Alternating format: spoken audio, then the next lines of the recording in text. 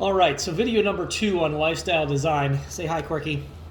I wanted to kind of touch on and expand on some of the things I talked about previously in the other video. I focused a lot on Tim Ferriss and what he talks about with his lifestyle calculator.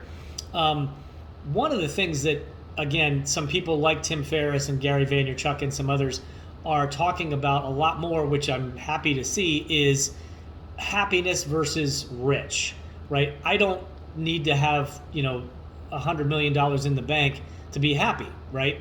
My lifestyle is great. My wife and I both have jobs. We make decent money. We own our vehicles. We're debt free, except for our house, et cetera, et cetera. For me, I have a high level of contentment with that for sure. But that varies with everybody. So one thing to ask yourself is, what is your definition of successful? For me, I just kind of ran through some of my things. I would like to make a little more money in my day job and have a little more money coming in from my investments, but I'm splitting hairs here, right? I mean, I'm moving the right direction for sure. So do you want to be in the top 10% of income earners, the top 5, the top 1%? And do you really know what that means, right? Have you really looked at what a top 5% income earner actually earns? So I'll tell you, according to a 2018 EPI study, the top 10% earner in the US, this is household, not individual, household income is right around $120,000. So if you and your spouse or whoever make $120,000 combined, you're in the top 10% in the US. Top 5% is right at $300,000. Top 1%, $720,000 annual income as a household combined. I mean, how much money do you need, right? If you want to be in the top 0.01%, that's 2.7 million annual income in your household. Again, I don't need to own multiple properties or be flying my private jet to Vegas every other weekend and stuff like that. That's not my lifestyle.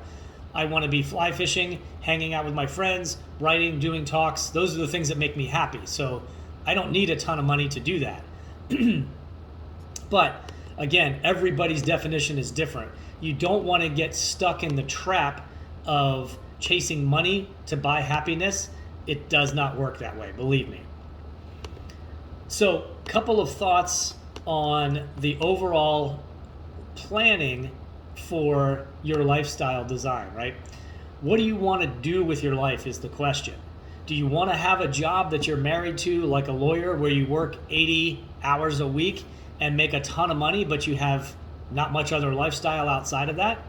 That's great. If that's what you really want to do that.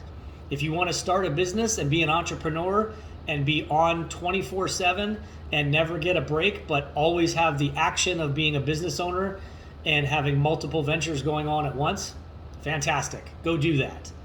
Or do you want to travel the world? Do you want to have a more leisurely lifestyle without a ton of responsibilities, without a huge base of employees who need your approval or your input on everything that happens, and you never get to step away and turn off from that job? Everybody's different. For me, I have spent a lot of time trying to trade time for money in order to have a more leisurely lifestyle, to be able to go fly fishing when I want, to be able to take a long weekend, go to the Buena Vista Coffee House in San Francisco, whatever it may be, right? So I don't want to put my ideas in your head. I want you to figure out what would make you happy and then start working towards that. So a couple more thoughts. Obviously, debt is a big key component in this stuff, right?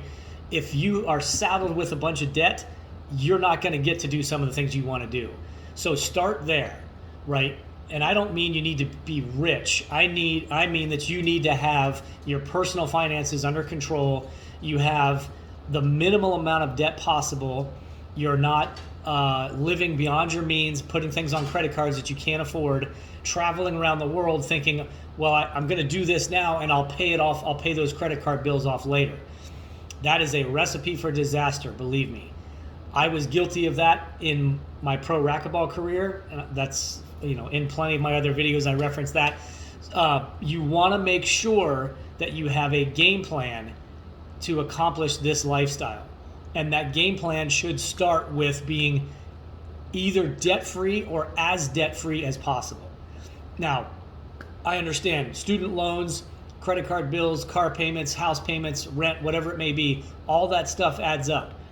But when you get to the point where you can control your finances, have a set game plan, automatic payments being made, snowballing your debt and getting rid of it as fast as possible, you'll never sleep better than when you are basically debt-free and the money that you have coming in per month greatly exceeds any expenses that you incur.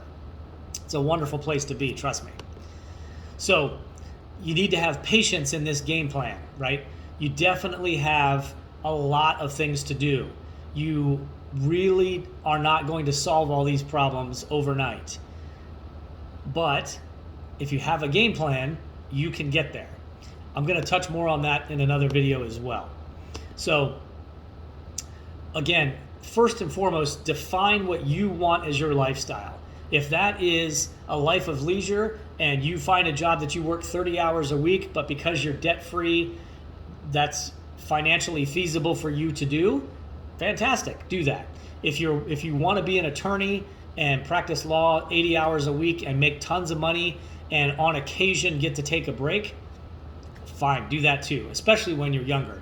When you have the energy to do something like that, once you start to have a spouse and kids and things, that may really have a different look to you. But for now, if you're young and single, that might be an ideal time to really put your nose to the grindstone and get a lot in your career done and make money while you can. And then if you decide to make a career change and bend towards a little more leisurely lifestyle, hopefully if you've managed your money well, you easily can do that. So everybody's different. There's no such thing as blanket information. It's why I do consulting, is because I want to get into your individual circumstances and then help you craft a plan to accomplish the things that you're setting out to do. But as some basic parameters to start with, I thought this video might be helpful. There's more coming, so you can go to darrenchatter.com and reach out to me there. Check out the blogs, or of course hit subscribe and keep watching the videos as I will continue to add more and more information on these topics. Thanks.